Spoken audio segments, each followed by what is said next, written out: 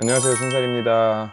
네, 어느덧 벌써 3월이 됐습니다. 올해 뭘 했나 모르겠는데 1월, 2월이 벌써 지나고 3월이 됐고 이제 학교들도 다 시작을 한 것 같아요. 그래서 이 새로운 기운을 받아서 다들 즐거운 한 달을 보내시기를 바라고요. 저희는 이번 주 얘기를 시작하자면 이번 주에 워렌 버핏이 미국 정부의 이 자사주 매입 규제 정책을 굉장히 깠죠. 주요 회사들에서 AI 챗봇 쓰지 말라 이런 식으로 금지를 한 주였는데 내용을 살펴보면은 일단 물가부터 먼저 짚고 가면은 미국 PC 물가가 1월 달에 생각보다 높게 나왔었죠. 그래서 연간 5.4% 정도 나왔는데 근데 이 5%대라는 숫자가 사실 훨씬 더 높았던 숫자 대비해서는 낮아지긴 했지만 여전히 높은 숫자고, 그리고 소비자 지출이 생각보다 더 강력하게 아직 이어지고 있다, 이런 지표들이 나오면서 연준 긴축이 당분간 더 자신있게 진행될 거다, 금리 인상 더 할 거다, 이런 비유가 이번 주 한 주를 덮었죠. 그러면서 연준 인사들이 계속 나와서 6% 얘기도 하고 앉아있고, 기준금리 그런 식으로, 물론 이제 거기까지 갈 거라고 시장의 대세 뷰가 보는 건 아니지만 어쨌든 금리는 빠르게 오르는 한 주가 됐고요. 그러면서 이제 2023년 현재까지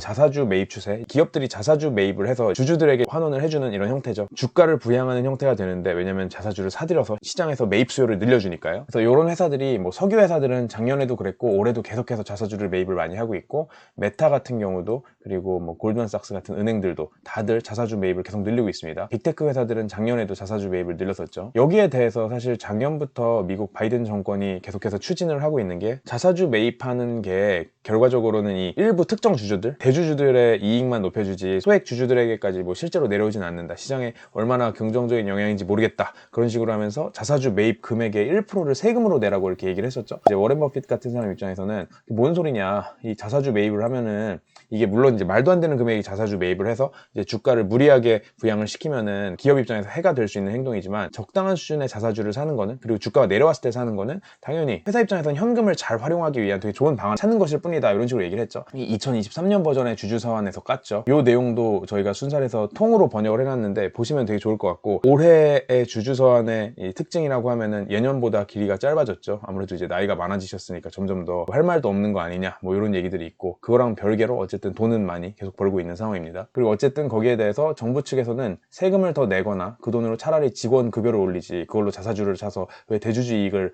보고 있냐, 반론을 하고 있는 거고요. 이제 미국 반도체 지원법은 작년부터 올해 그리고 내년 앞으로 돈이 풀려나갈 시기 계속해서 이슈일 텐데, 반도체 지원법 구체안들이 계속해서 나오고 있는데, 그 중에 하나 이번에 나온 게 초과 이익 공유가 조건으로 걸렸죠. 삼성전자나 SK 하이닉스 같은 회사들도 영향을 받는 건데, 지원금을 받은 회사는 되게 여러 가지로 미국 사회에 환원을 해야 되는, 초과 이익, 예상을 넘어가는 이익도 공유를 해야 되고, 그 외에 고용부터 시작해서 되게 복지 차원에서도 할 게 많고, 그런 세부 조항들이 나오고 있어서 반도체 지원금이 단순히 리쇼어링을 위한 미국의 이 간절함이라기보다는 본인들도 챙길 건 다 챙기겠다라는 식의 협상이다라는 거를 한 번 더 일깨워준 이런 조항이었던 것 같고요. 러시아 제재는 계속 진행이 되고 있죠. 그래서 관세 늘리고, 러시아에다가 파는 다른 나라들, 예를 들어서 중국 이런 기업들에 대해서도 제재 늘리겠다라는 식으로 가고 있고, 참고로 이 차트 보시면은 이거는 러시아산 석유가 어디로 흘러가나 이 차트인데, 1년 전에 러시아 제재가 시작된 다음부터 유럽으로 가는 석유는 확 줄었죠. 유럽에서도 어쨌든 러시아산 석유 안 쓰고 다른 걸로 대체하겠다고 선언을 했는데 되게 빠르게 줄었고, 대신에 중국이랑 인도에 휘둘리고 있죠, 이제는. 근데 러시아 입장에서도 중국을 사실 믿을 수는 없는 게, 중국이 러시아랑 국경을 이제 맞댄 나라잖아요. 동쪽, 이제 극동쪽 지역의 러시아, 사할린 이런 지역에 대해서 중국이 이제 다시 슬금슬금 이거 원래 중국 땅이었다라는 식으로 주장을 하기 시작했다고 하죠. 그래서 러시아 입장에서는 이 한쪽을 누군가를 믿고 가기에는 사실 푸틴 입장에서는 진퇴양난의 상황이 된 게 아닌가, 전쟁을 끌면서 오히려 혼자 뻘짓하고 있는 게 아닌가라는 이런 의구심을 더 강하게 받고 있는 상황이에요. 근데 어쨌든 간에 유럽에서는 물가가 여전히 치솟고 있고, 2월 CPI 8%대로 나왔죠. 8.5% 나왔고, 수물가, 서비스 물가 계속 올라가고 있는 상황이라서 유럽은 미국보다는 더 금리 인상을 더 빡세게 아직은 해야 되는, 따라가야 되는 상황으로 보이고요. 자사주 규제에 대해 얘기한 김에 이제 규제 얘기를 미국 거를 좀 더 해보면은, 원격 진료라는 게 미국에서도 기세가 좀 꺾이고 있습니다. 미국은 지금 마약과의 전쟁을 겪고 있잖아요. 그랬을 때 이 아데랄이라는 약제가 이 ADHD 치료제로 쓰이는 약인데, 대면 진료 없이 원격으로 처방을 받다 보니까 이게 각성제로 남용이 되고 있다고 합니다. 그래서 ADHD 처방 약이 필요한 사람들 입장에서는 약이 부족해서 못 구하고 있는 상황이라고 하고, 그래서 이런 식으로 이제 대면 진료로 다시 돌아온 분야들이 있다라고 확인을 할 수 있고,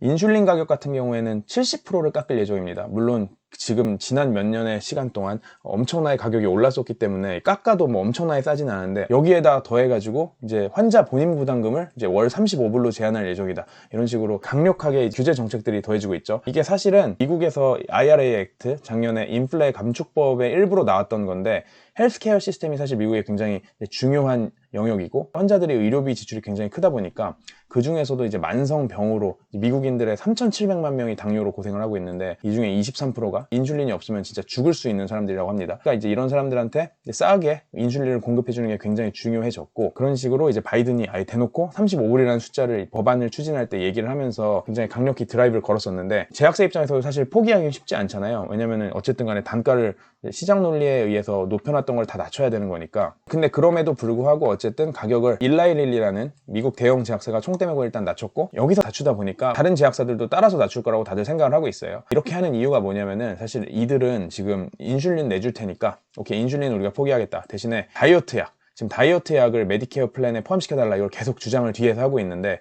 그 로비에 성공을 하기 위해서는 앞에서 좀 보여주기 식으로 본인들이 포기하는 게 있어야 하니 뭐 하나는 줄 테니 하나는 돌려다오 이런 식으로 시대의 흐름에 맞게 인슐린 오케이 이제 필수제가 됐고 여론도 안 좋아질 수 있으니까 원하는 대로 싸게 해줄 테니까 이 다이어트 약은 대신에 받아줘. 이거는 시대의 흐름에 의해서 기호식품처럼 받아들여질 거야. 이런 식으로 좀 하나 주고 하나 얻는 거래가 뒷단에서 진행이 되고 있다고 이제 다들 생각을 하고 있고요. 그리고 하나 더는 이 틱톡의 사용 금지, 이 전면 사용 금지 법안을 민주당에서 추진을 하고 있습니다. 미국에서. 근데 공화당에서 반대를 하니까 아마 이건 쉽지는 않을 것 같은데 어쨌든 국가 안보 이슈로 계속해서 미국 정권에서는 틱톡을 걱정을 했었죠. 정부 기기에선 다 금지시키기도 했고요. 그리고 틱톡도 어쨌든 여기에 대해서 좀 눈치를 보긴 해야 되잖아요. 이제 그러다 보니까 18세 미만 유저들한테 사용 제한을 걸어서 최대 60분만 쓸 수 있게 하루에 중독성을 낮추겠다 이런 식으로 성의를 좀 보이는 모습을 보이고 이런 식으로 이제 딜이 하나 주고 하나 얻는 딜들이 각 기업별로 진행되고 있는 걸로 보이고요. 챗 GPT가 나와서 뭐 세상을 뒤흔드는 건 좋은데 기업들 입장에서는 이거를 쓰지 말라고 직원들한테 오히려 압박을 하고 있습니다. 이 월가 투자은행들 같은 경우에는 사내 사용을 하면은 이게 단순히 직원들이 뺑기 부려서 자료를 만드는 게 싫다 이걸 넘어서 여기서 말도 안 되는 사실 챗 GPT가 정확성이 높은 이런 기술은 아직 아닌 걸로 받아들여지거든요. 그러다 보니까 이 검색 노동을 대체하는 정도의 시간적인 업무의 효율성은 높여줄 수 있겠지만 여기서 뱉어준 결과물을 그대로 아웃풋으로 써서 예를 들어서 고객한테 보내고 하면은 큰 문제가 될 수 있는 정말 신뢰도가 떨어지는 헛소리들을 많이 하는데 그런 부분들을 잡아내겠다. 우리의 신뢰도를 깎아먹으면 안 된다. 거기에 더해서 뭐 저작권 문제가 있을 수도 있고 월가 은행들에 대해서는 뭔가 이런 식으로 뭐라도 문제가 생기면 규제들이 계속해서 들어오죠. 규제 플러스 벌금을 천문학적으로 때려대니까 이제 은행들 입장에서는 그냥 쓰지 말고 니네가 알아서 해라 라고 얘기를 하고 있고 월마트 같은 경우에는 약간 다른데 직원들이 챗 GPT에다가 회사 기밀 정보 넣어가지고 그걸 갖고 뭐 만들면은 챗 GPT가 월마트라는 회사의 기밀을 너무 많이 가져가 버린다. 컨피덴셜리티를 위해서 이거를 하지 말아라 라고 얘기를 하고 있고 애플 같은 경우에는 챗 GPT 기반으로 만들어진 앱 승인을 앱스토어에서 거부를 한 게 이런 앱이 어떤 형태의 콘텐츠를 뱉어낼지 모르기 때문에 특히 애들이 다운받을 수 있는 앱에 대해서는 좀 걱정이 많다. 그러니까 우리는 승인 안 해주겠다라는 식으로 좀 푸시백을 하는 모습이죠. 물론 이제 그 뒷단에 정확히 무슨 이유가 있을지는 사실 뭐 다른 이유가 있을 것도 같긴 하지만 어쨌든 그러고 있고 그리고 경쟁자들은 계속 생기죠. 메타 같은 경우에는 메타버스 해야 되니까 자체 AI 모델 우리도 챗 GPT보다 더 뛰어난 거 만들 수 있다 라는 식으로 페이스북 메신저, 뭐 인스타그램, 왓츠앱 같은 콘텐츠는 엄청 쌓이고 있으니까 이거 활용해서 뭔가 만들겠다 라고 하고 있고 스냅 같은 경우에는 우리는 그냥 챗 GPT 쓰겠다 이거 도입해서 우리 기능으로 넣겠다 라고 하고 있죠. 중국 같은 경우에는 이번 주 일요일부터 양회가 시작인데 이 경기부양 패키지 기대감이 엄청 올라갔습니다. 그래서 차트 보시면은 사실 뭐 예년에 비해서는 낮아지긴 했지만 어쨌든 작년보다는 좀 더 오른 5%대의 경제 성장률을 이 목표로 제시하지 않을까 생각을 하고 있고 소비는 계속 살아나고 있죠. 내수 소비 리오프닝을 하면서 홍콩 같은 경우에는 3월 들어서면서 마스크 전면 해제 대중교통에서조차 심지어 안 해도 됩니다. 그런 식으로 풀어주면서 소비 진작시키고 있는 상황이고 반면에 이제 수출이랑 부동산은 힘드니까 요 분야를 특히 중심으로 경기부양책이 나오지 않을까 사람들이 생각을 하고 있고 지표상으로는 어쨌든 중국 경제가 빠르게 반등을 하고 있습니다. 업체들을 보면은 아까 말씀드린 서비스업 리오프닝의 대표적인 수혜주인 이런 하이디라오 같은 식당들 이런 데들은 흑자 전환을 작년에 하면서 주가도 급등을 했고 리오토 같은 전기차 업체도 판매량이 늘면서 실적이 올라갔어요. JD 같은 경우에는 보조금 뿌려서 이 이커머스 정쟁에서 다 치고 나가겠다 했었는데 그 얘기를 이제 컨펌을 해주고 3월부터 실제로 뿌린다라고 했고 샤오미 같은 경우에는 뭐 여타 빅테크들이 메타버스 사업 철수함에도 불구하고 자기들은 계속 하겠다. 이제 AR 글래스 티저를 공개를 한 상황입니다. 그래서 좀 다르게 가고 있고요. 일본 같은 경우는 이 우에다 신임 총재가 양적 완화 스탠스 일단 이어가겠다 선언을 했죠. 빠른 시일 내에 뭔가 이런 식으로 금리 인상 긴축으로 돌아서거나 이럴 생각은 당장은 없다. 일본 중앙은행은 계속 주장을 해왔죠. 이제 그러기 위해서는 구조적인 성장이 있어야 되는데 구조적인 성장은 특히 이런 노동자들의 급여 인상이 일어나야 된다. 이 부분을 주장해 왔고, 이런 압박에 사실 반응을 해서 일본 은행들은 직원들 급여 인상을 바로 시작을 했죠. 그래서 대형은행들이 대졸 신입 초봉을 최대 30%까지 올려준다고 해요. 근데 이 숫자들 보면은 생각보다 낮은 게, 이 대졸 신입 초봉을 30% 올려서 월 26만 원이라고 하니까 지금까지는 사실 월급이 진짜로 낮긴 낮았었던 것 같고요.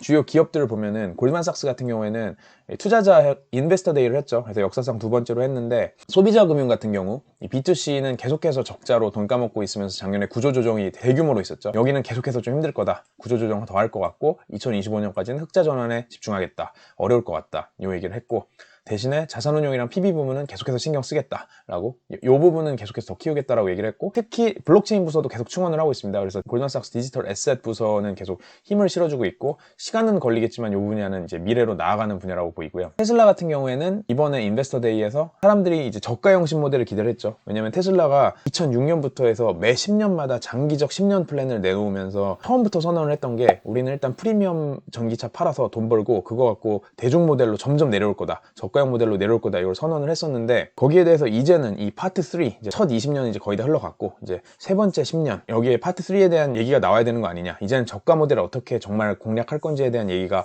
대대적으로 나와야 되는 거 아니냐라고 기대를 했는데, 거기까지는 구체적으로 얘기가 안 나왔죠. 그러면서 시장에서는 실망을 했는데, 근데 내용을 또 살펴보면은 저가형 제품 출시를 위해서 지금 판을 열심히 깔고 있다, 뭐 공장 플랫폼도 생산 효율화를 정말 극단적으로 하고, 새로 공장 더 짓고, 비용 한 50% 이하로 낮추고, 지금보다도 제조 비용을 절반 이하로 낮춘다는 거죠. 그리고 뭐 리튬 정제 시설 실제로 1년 내에 지어서 전기차 배터리 수급을 더 잘, 그리고 더 싸게 하겠다, 이런 부분들 다 진행을 하고 있는 걸 밝혔기 때문에, 사실 저는 장기적으로는 엄청나게 큰 그림이 여전히 일론 머스크 계획대로 진행이 되고 있다고 생각하고, 이거를 다른 전기차 회사들 이제 레베뉴 코스트와 비교를 해보면은 더 극단적으로 확인할 수 있는 게, 테슬라는 일단 흑자죠.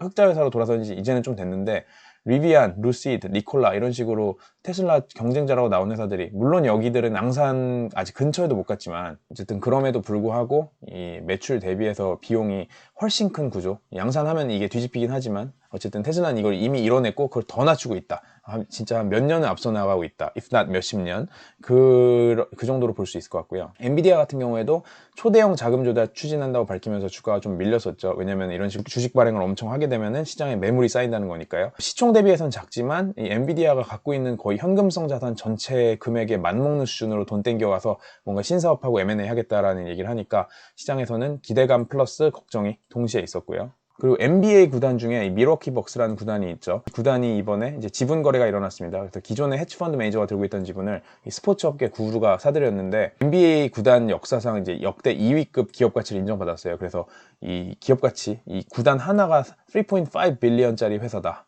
엄청난 거대한 회사죠, 진짜.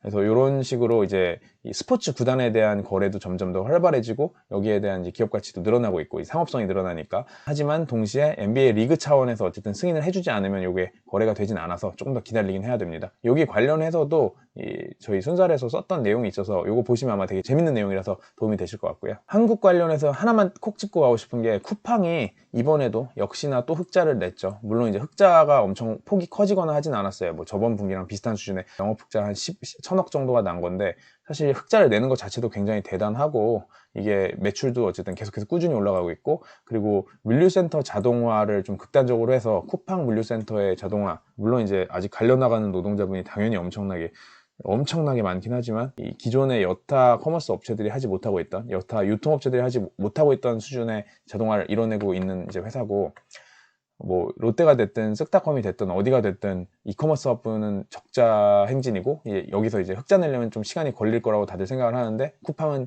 이미 이제 흑자를 저는 이제 계속 낼 거라는 게 저의 이제 생각이라서, 이 변곡점 넘어서 정말 미친 듯이 달려가고 있다. 이제 물론 이제 성장에 아무래도 내수 기업의 한계가 있긴 하겠지만, 어쨌든 할 수 있는 걸 정말 다 하고 있다, 대단한 회사다라고 생각을 하고요. 물론 그게 이제 쿠팡의 시총과 어느 정도의 백업이 되느냐고 했을 때, 거기에 대해서 저도 좀 아직은 좀 의문이긴 한데, 저스티파이를 잘 해내게 되지 않을까라고 기대감을 들게 하는 상황이고, 다음 주에는 제일 중요한 지표가 미국 고용 지표죠. 그래서 아무래도 이제는 실적 시즌이 끝나가고, 이 연준의 발언들, 이 매크로 이슈들에 더 반응을 많이 하는 시장이 다시 돌아오고 있는 것 같아서, 이 지표를 보면서 채권금리, 시장 금리를 다시 한번 좀 집중해서 봐야 되는 한 주가 되지 않을까 생각을 합니다. 그러면 저희는 다음 주에 또 다른 재밌는 순살로 돌아오겠습니다. 안녕!